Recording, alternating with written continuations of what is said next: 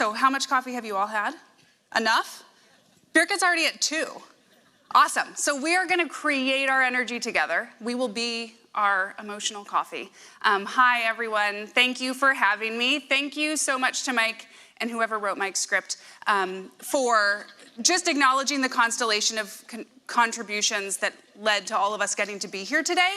I think it's a really important place to start, and to acknowledge that even if what you feel all you did was come on the train and sit in a chair, and maybe you got 2 cups of coffee already or not, that was already contributing to what we have here in this room and in the live stream and in this community. And all of those contributions are important, and more will come from you showing up. So I want to start there with some gratitude, and thank you all. Like Mike said, I am Amy Sample Ward. I use they, them. I'm the CEO of N10, which is a nonprofit organization. Any N10 members in the house? Yay! I can only see Birgit. So I think there was another hand. The lights are just so bright. I'm going to believe that everyone's hand was up. All of you are N10 community members, and you are welcome to be. We are, like Mike said, a nonprofit organization focused on really, please, changing this world, and doing it through equitable and skillful technology use in nonprofits. There is a WordPress nonprofit users group in the N10 community, which you are all welcome to join and support and contribute to. Lots more about that afterwards if you want to talk, but know that the N10 community is open and welcoming all of you to join as well. I do have Afua on the slide here. She is not invisible, she just is not on the stage. But I want to acknowledge that we wrote this book together, and Afua is an incredible leader and contributor in so many ways to this whole field as well. So big shout out to Afua, even though she is not here today. Thank you, yes. So we are, of course, here to talk about technology. That feels inevitable and inescapable in the world that we are currently living in, and also why we're here at a technology gathering, right? But underneath all of that and inside of all of that and hopefully throughout all of that, we're talking about community. Because what else is technology for? How else are we building it? Why else are we having those conversations? And just as I said, I'm glad that we started in Mike's remarks acknowledging the constellation of contributors to today and to this week's conference. It's important that we think about that all the time, that there's not just one form of the technology conversation. There's not just one form of building technology.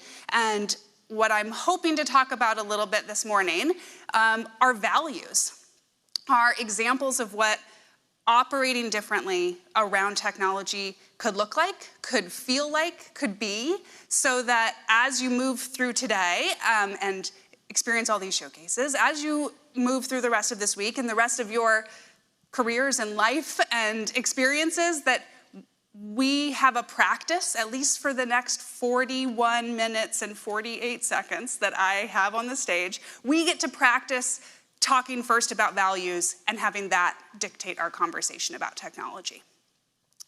So, of course, if we want to talk about this beautiful world that maybe we could build together, we need to start by talking about where we are now so that we are having our eyes open to that reality.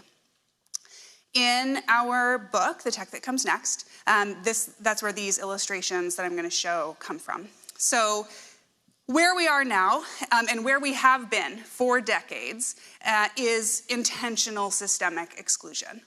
This shows up in tech projects that with only a couple people, but it also shows up in our entire world, in the whole ecosystem of technology. Systemic exclusion means everyday regular people do not get to influence decisions, don't get to influence roadmaps, don't get to influence even their own access to the tools that maybe they would want to use, let alone have them, built for their needs. Systemic exclusion also really means that folks who could have made those products even better also weren't part of it, right? So many other organizations, so many partners and collaborators, because, well, it would be a different talk and we'd be here for the entire day if we start listing the reasons why systemic exclusion exists. But I want to start there to say this is what it could be. Why don't we, everybody in the room, everyone on the live stream, everyone in our community here today, commit to this version instead, systemic inclusion? The difference here is that we are not moving something forward if it hasn't had the participation that we know is important to making it better, right? That we are thinking of projects as more malleable than we are now because we know that in that change, we are improving outcomes, impacts, but also participation and collaboration. Hopefully, this is a world, probably not in my lifetime, but hopefully this is a world every day we're making steps towards by shifting the way that we work together and the way that we make commitments to each other to that work. So like I said at the beginning, I want to talk about values. In the book, we outline 6 values. I'm going to share them all here. This is not like a buy the book to find the secret extra one. No. I'm just saying where they've come from. So we've outlined these 6 in the book, and I think it's really easy to look around the web and find so many examples of things, products, apps, websites, so many things that have been built without talking about values, and then those are assumed, and then they are not in agreement, and then everything is horrible. That's most of the web may be defined that way right now, right? Everything is horrible. So what does it mean to have those values first so that what we build is different and serves a community in a different way? The first is that an equitable world, which is how all these values are framed. Hopefully that's what we're all here to build together. An equitable world requires that we value the knowledge and wisdom of lived experience. How many people here, and on the live stream, I welcome you to raise your hand too. How many people here, when you were 7, were like, I can't wait to be a WordPress developer? Like, I am open. Oh, okay, there was a hand. Like, I am so proud of you. What vision you had as an 8-year-old. But of course, we've all come to this work from so many different ways. The thing that matters when we show up here at WordCamp isn't you are a WordPress user or developer or consultant, etc. It's all of these lived experiences you've had that led you to this room, that inform the choices you make, that help you understand, how to collaborate, how to think through a project, all these other pieces. All that lived experience is incredibly important to honor in every project team, not just what someone's certain credentials might be, right? This is especially true when we think about that systemic inclusion idea. When we decide that only certain people with only certain credentials or only certain LinkedIn badges get to be on a project team, whoa, like that project is not going to be great, right? We need folks who are closest to the impact that we are trying to address informing that project, even if they are not technically trained, even if they don't know how to do a GitHub pull, right? All people, especially those most impacted, need to be part of that project team, and it behooves us to ensure that that is possible. The next value is that an equitable world requires we value the participation of a diversity of people in all parts of a project: decision-making, planning, building technology. There's a great story I'm happy to talk about in more than probably 3 sentences, but there's a great story of an organization who had one person based in San Francisco. Shout out to San Francisco. One person based in the US, and then the rest of the project team in Myanmar. And they kept trying to, kind of fiddle on this technology project, and then they would run it and test it in San Francisco in the lab, and they would go home, right? Let it run all night, see how it's going, and then the next day they'd come back. Oh, great, it looks like, here's how the test went. Okay, here's the steps replicated in Myanmar. But there was no way to go home. There was no leave it in the lab and let it run overnight. And so they kept saying back, hi, no, it's so loud, and it's making these horrible nights, we can't sleep, and it's using all this energy. I'm like, oh, right, because I built it over here, and I tested it in a totally different context, and now you're trying to use it in the real context it's meant to be, and that where it was meant to be wasn't where we tested it, right? And so thinking about, but they didn't have the technical knowledge, the other part of the project team in Myanmar, to say, this is what's causing the noise. This is why it's such an energy drain. So just as an illustration to say, even if we are distributed around the world, we need to be thinking about how are we getting feedback in meaningful ways? How are we supporting folks in different locations understanding the whole project? Again, even if it isn't just the technical components. The third is that an equitable world requires we value accessibility. I am so grateful for the number of community leaders in the WordPress community who are committed to accessibility, talk about accessibility, advocate for accessibility. Super grateful for that. And I want to say that accessibility does not start and end at web standards. Accessibility is if there is childcare support at a project team meeting so that people who otherwise wouldn't be able to be there because of childcare duties can still show up, right? Accessibility is if there's travel stipends for people to take the bus or to park somewhere because where you're holding this meeting has costs associated with it, right? Accessibility are all the different barriers that determine if someone really can be included in this project team or not. And thinking about that from the start means you don't, okay, yes, we should think about where we're holding the meeting. Is it really expensive? Is it accessible through public transit? Well, I guess whoever comes, comes. No, it's asking those questions and saying, gosh, it looks like a lot of people didn't get to come. We need to shift how we are meeting or where we are meeting or what it looks like to have a meeting because we're not creating a place for people to get to be in this team.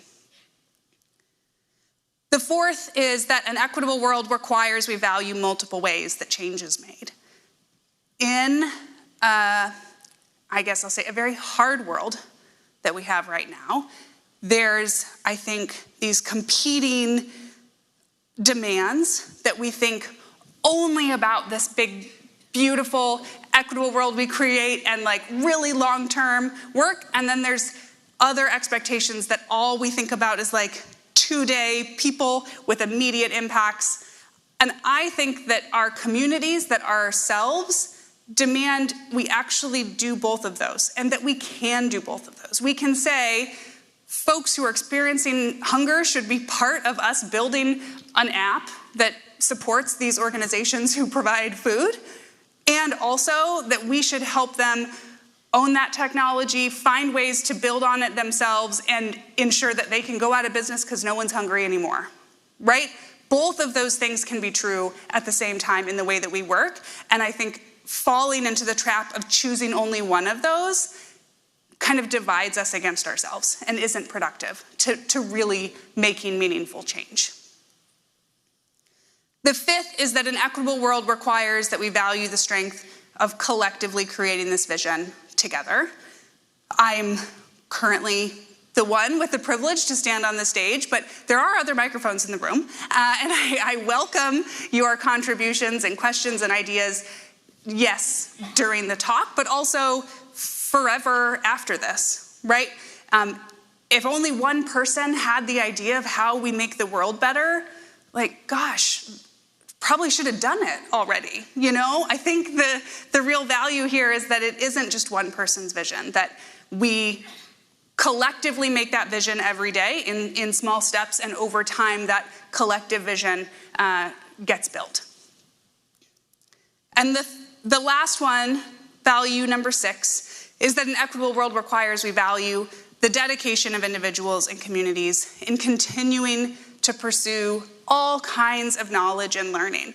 Hopefully, I'm very hopeful that all the things we need to know to build an equitable world are not already here, that we all get to keep learning and building and changing, and we will create new things together and then learn from that. That pursuit is important to acknowledge because it helps us remember it isn't just who has certain credentials, right, to join that project team today. It's maybe there'll be a whole new thing we don't even know about that people learn, and that needs to be a core part of our project. Staying open, as I said before, that malleable approach that allows us to say, we're always going to keep learning, we're always going to keep changing, allows us to also build teams and products over time that continue to get better. So a big piece of this, and I imagine, maybe I'll ask folks to raise their hand again. This is like, gosh, did you know your arm was going to be so in demand today? What a morning for that arm. But there's so many different sides, and one thing I've experienced in however many decades of doing this work is that a lot of external expectations on us are that we are one thing, right? That I might come to a meeting and I am a nonprofit CEO and like that is, I need to stay in that lane. That is who I am, right? But that's not who I am. That we are not one thing. We have many different experiences, but also when we are allowed and allowing ourselves to, what is the phrase that is so overused? Wearing all of our hats? Wearing too many hats? Wearing multiple hats? There's a hat reference in there that is overused.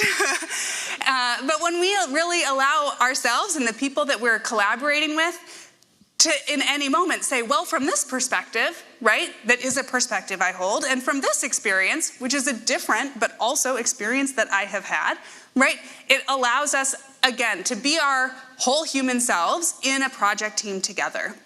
And in this world of creating and building and investing in technology, some of those buckets that we're meant to stay in only one, but really we all likely cross over, are kind of seen as sectors across probably this room. But I think that many of us experience multiple of these. So I just want to talk through them really quick. The first are social impact organizations, nonprofit organizations, community-based organizations, folks who are really trying to change the world and changing the technology that they are using. One big question that Afua and I think is important, whether you're inside a nonprofit organization or you're working with a nonprofit organization, is to ask how staff are supported and resourced to actually align their technology with their community's needs, with their mission, with their programs and services. I know how common it is to use this term in the technology space, but it is like maybe the number one word I cannot stand, and that is when technology is called a solution. Technology is a tool. And when we tell nonprofit organizations that some product, some tool is a solution, we have completely left reality. No technology is, quote unquote, solving hunger, right? Programs, services, humans are solving these issues or working to solve them. Technology can support them. Technology can accelerate them. Technology can make them more efficient and effective. But technology, that product, the whatever food pantry database that's tracking what food is currently available, is not solving anything. So helping shift that conversation inside organizations, or if you're working with them, to say, how do we make technology or find technology that exists that supports what you as people, what your community, the staff, what the mission need, and not somehow that a product would solve these huge social issues. The next are technologists, and that can be a technologist in any type of organization or startup or company or vendor, anyone, anywhere, independent, somebody that's really trying to put technology to use here. A question that we have that we hope isn't easy to answer but continues to evolve is, how are you as a technologist investing in the leadership and the capacity of impacted communities to be able to support their long-term ownership of the technology that works for them? Transfer to community is such a powerful organizing idea. If every technology project started with, we're working on this now, but we will not be the owners, how different might that project look and feel? Who else would be in those project meetings if we knew the folks most impacted, the folks that are going to most adopt this tool will be the ones to collectively own it in the end, I think a lot of projects would look very different. And I think they would start from a very different place. So what does it look like as technologists to operate from an expectation that everyone you're working with, you're building up their capacity to take ownership of the technologies, the tools, and move them forward. The next group are funders and investors. I've talked to so many people who are like, oh gosh, I wish, but I am not an investor. Okay, but every time you've paid at all for technology, you've invested in technology. Every nonprofit organization that pays for some licenses or some services is investing in technology, right? Don't give up the power you have by pretending you didn't have any when you did. Instead, know that even those little bits of investing are power, and really own them.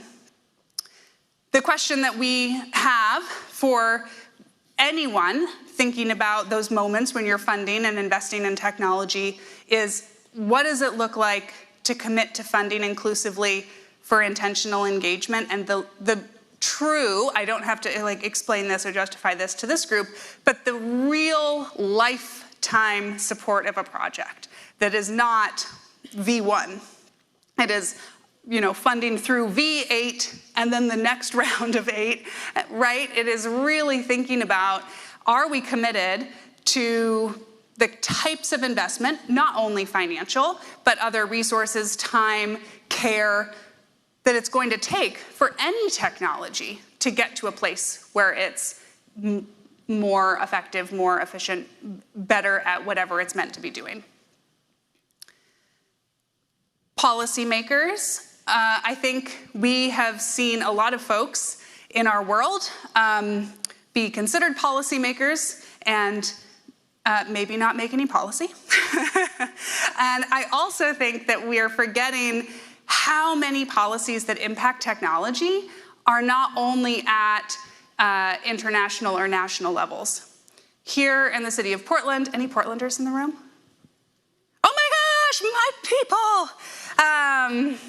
Yes, Portland is a wonderful example. It is a city, and yet our city government has really incredible policy making for decades that has come through community participatory processes around what does it look like for the city to procure certain technologies.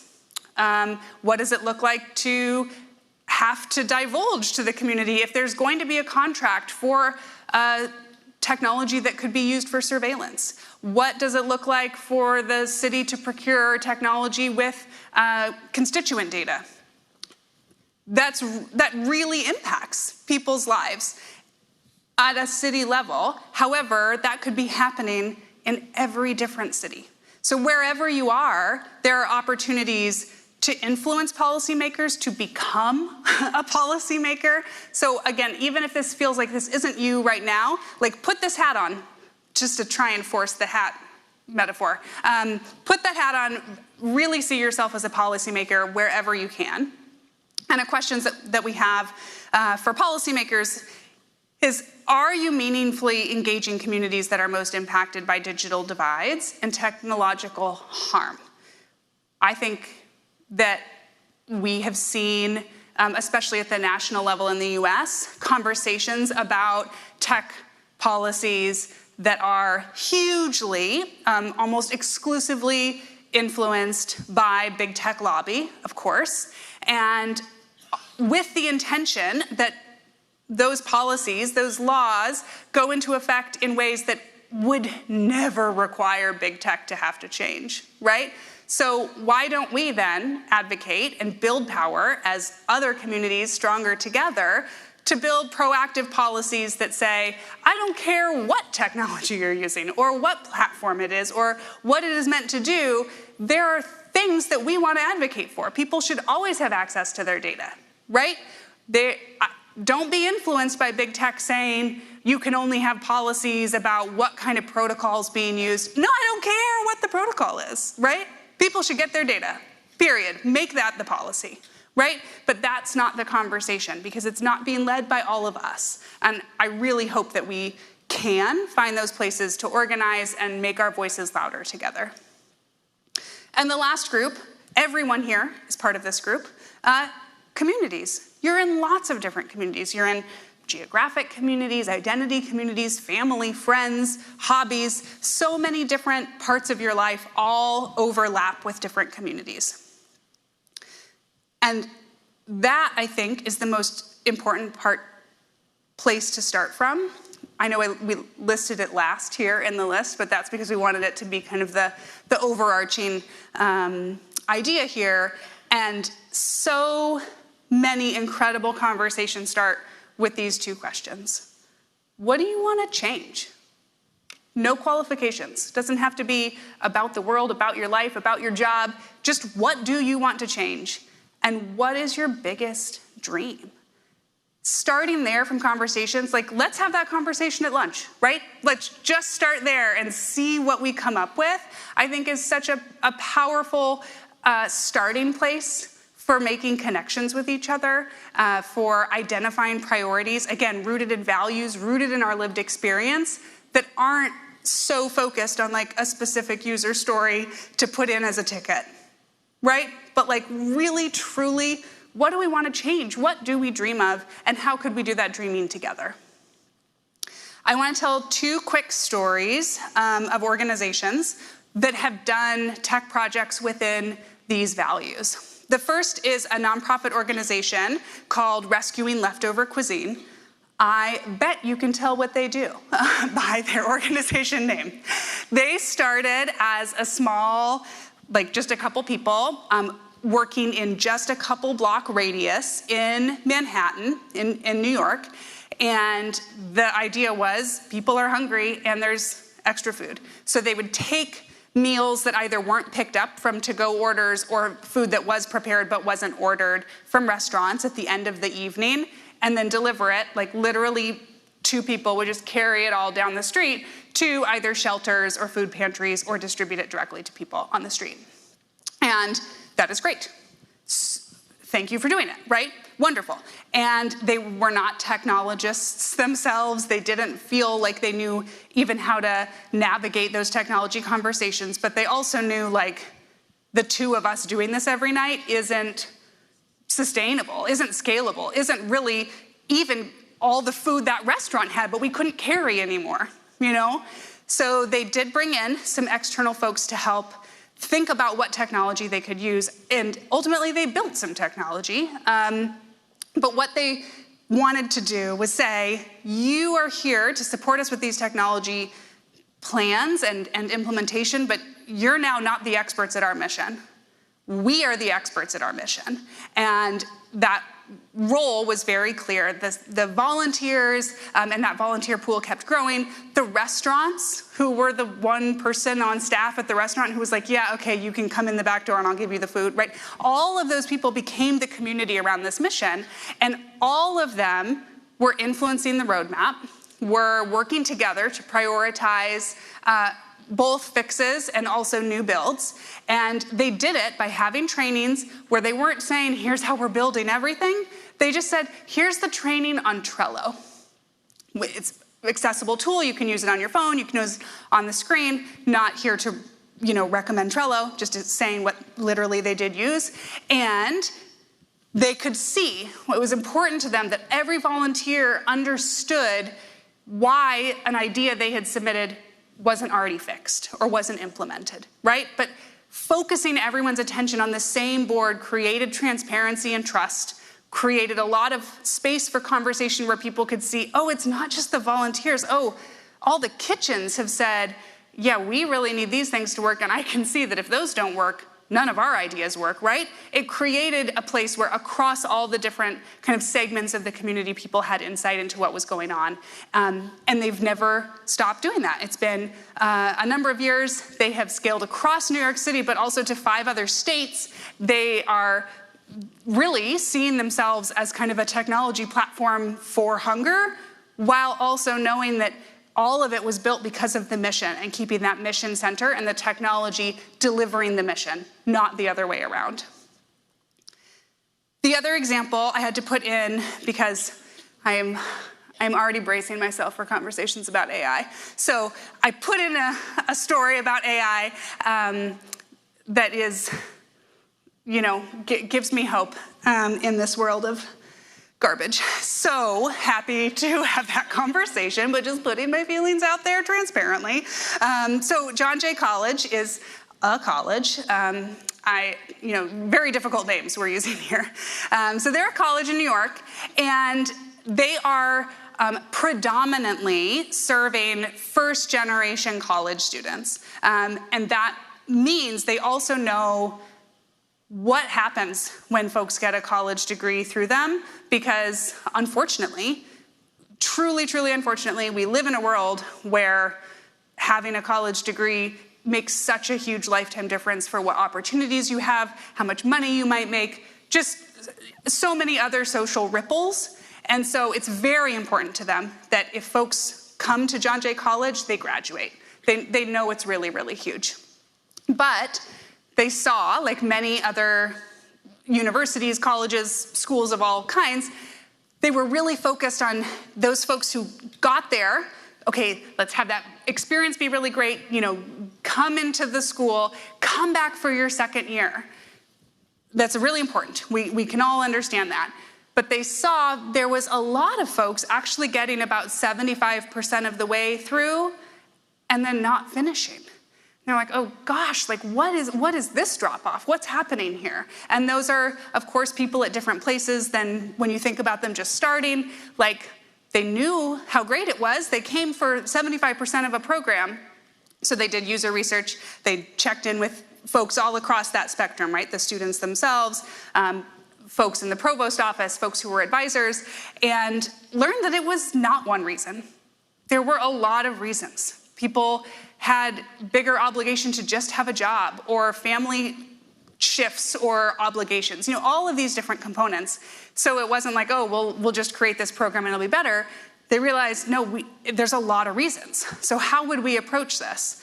They decided to use AI and build a model that could look at data across many, many years, learn some patterns about, what might be indicators that somebody's about to not do that last kind of leg of the program.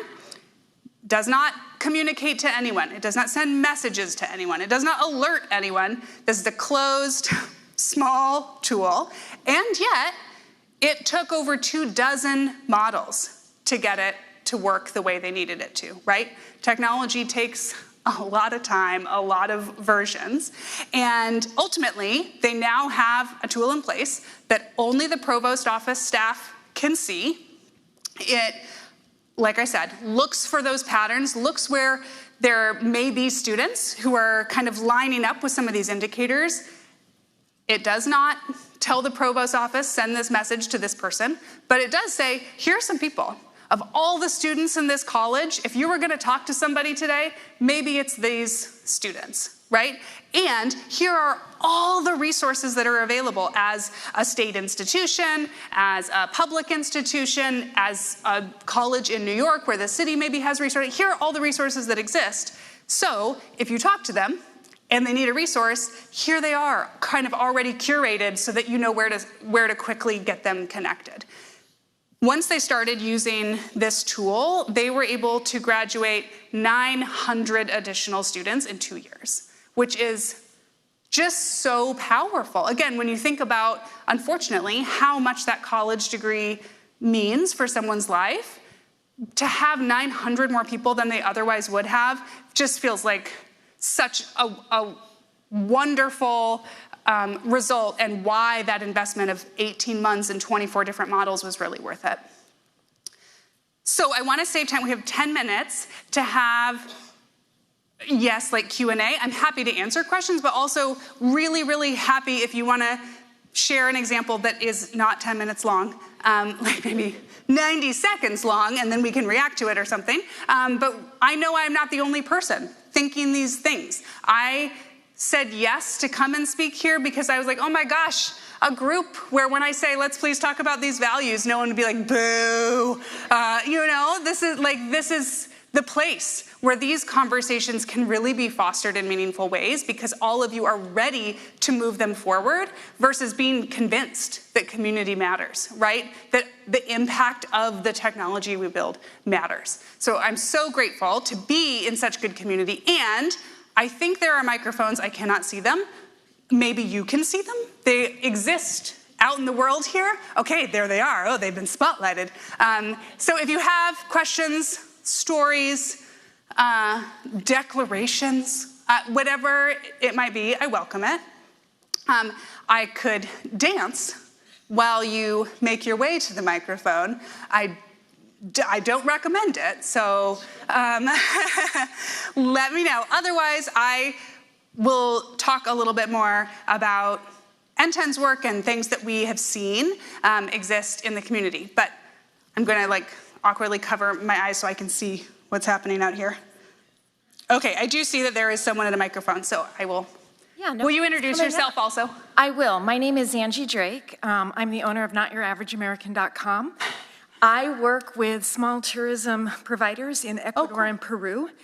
And one of the biggest barriers to access to technology is price. Yes. I would like to see more large companies offering sliding scales to the global south, and I wondered if you would comment on that.